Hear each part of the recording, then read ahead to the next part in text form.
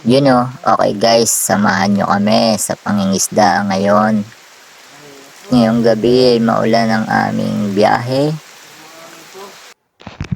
Yan, umulan siya. Takip ng timba ko. Laglag pa yung takip ko ng timba. Oh no. Grabe ang alon yan guys. Siguro mga nasa 4 or 3 feet yung alon. Ayun na sila, inaayos na. Maulan-ulan pa rin. Ako nasa loob muna ako dahil hindi ko pagamay ang mga pangyayari. Yan sila, mga veterano na yan sila. Sa loob muna ako. Malakas pa ang alon. Ayan si kuya. Pumasok dahil ayusin niya yung pailaw ng jumper namin sa Pangulong. Ayan yung ilaw guys.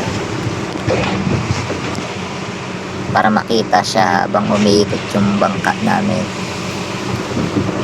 Pagtatagpuin yung dalawang dulo ng lambat, iikutan siya.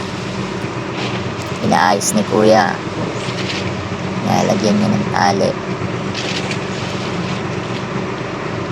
Kahit maalo, kalmado lang, no? Veterano magtali. Ang galing. Focus.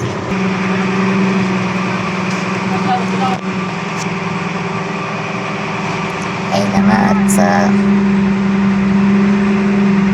ayun na ang pailaw. Hawak na ang lubid. Huli na to, sabi.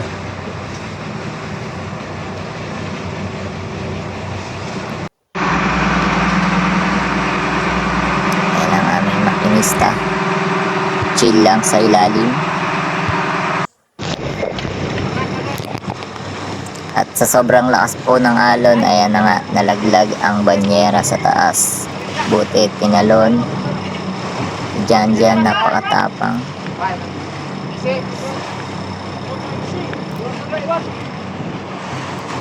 Tumalon siya sa sobrang lakas ng alon. Ang galing niya. Sinalba niya ang banyera. Si Junjun ba yun? Si Janjan. Basta nakalimutan.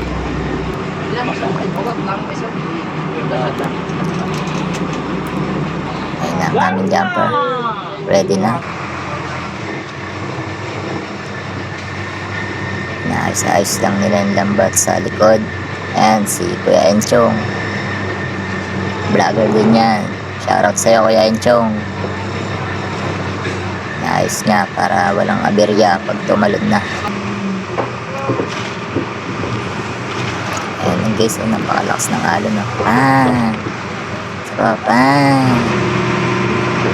Medyo nahihilo na ako nyan guys, pero tamang video pa din para makita nyo mga ganap dito sa Pangulong na hindi ganun kadali pero masaya.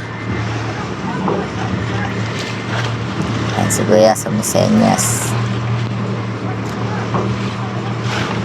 May kukunin siyang lubid para sa hahatak sa amin.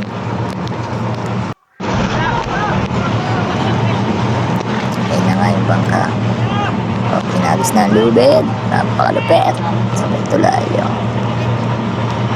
Ayan sila guys sa sentrohan. Medyo nagkakagulo na sa mga pangyayari. Tali na ang mga lambat. At tumalon na nga po pala yung jumper dyan. Hindi ko na videohan. Ayan ang sentrohan. Hatak mga bato-bato, mga pabigat.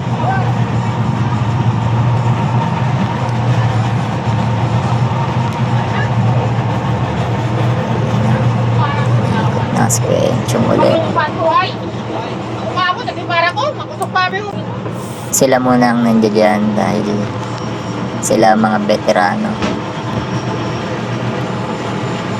Ako chill lang muna dito sa loob habang nag-video. Basta nga rin naman. Gewang-gewang mo.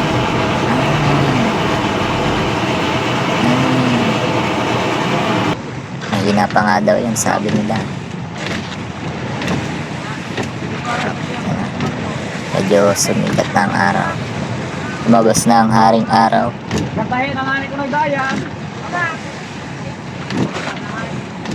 Tamang hila na sila dyan ng mga pabigat. Basta nga ano, bang! Isa pa. Bang! Isa pa. Oops. Ayun na po, nagkakagulo na sa isda. Hindi man ganun karami ang huli. May pang-ulam naman at pera.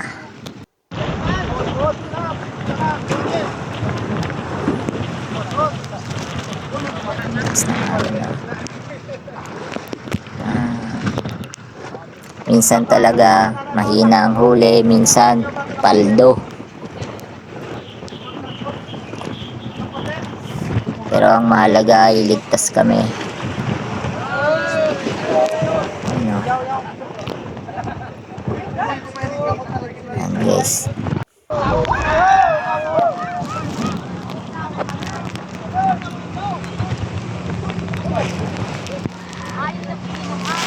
Oops. Oops. Bang. Okay, ngayon ko na na-experience yan sa aking talambuhay. Grabe experience ang nangyayari dito. May huli pa din, may isda pa din, may pang-ulam, may pera.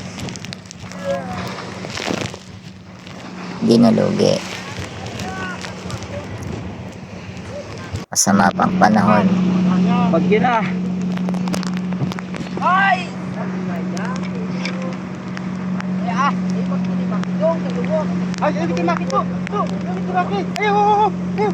Ang mahalaga, ligtas ang lahat.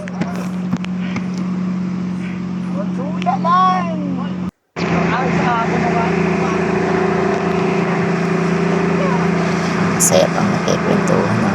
Parang walang alon na malaki. Oh.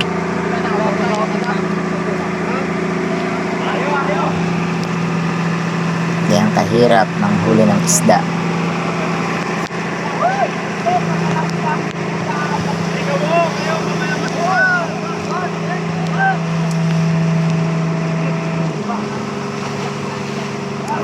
Hindi na namin makita ang daan. Zero visibility na. Pero mga batikan naman sila kaya safe yan. Ito si Kapitan chill lang sa gilid. Mama ni Omra pa. Malupit. Pumasok na pala ako niyan sa loob dahil masakit sa mukha yung tubig. Ampas ng ng ulan yan. Maraming salamat sa panonood.